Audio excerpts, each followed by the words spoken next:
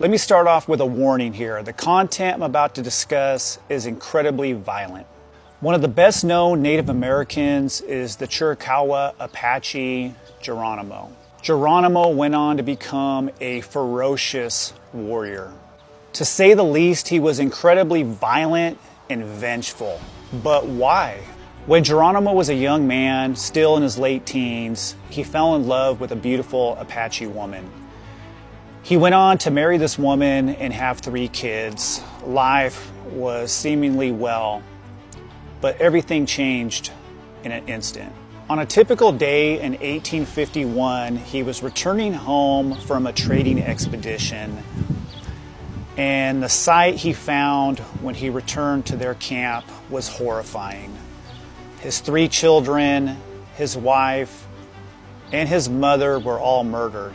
In an unprovoked attack, the Mexican army slaughtered about 100 Apaches, including Geronimo's entire family. They scalped their bodies, they mutilated their bodies. What Geronimo saw completely changed him forever. From that point on, he was driven to a lifetime of war.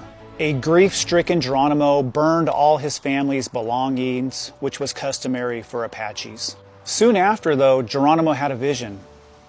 He was told that he would never die on the battlefield, that he would be protected from his enemy's bullets, and that this voice would guide his arrows straight.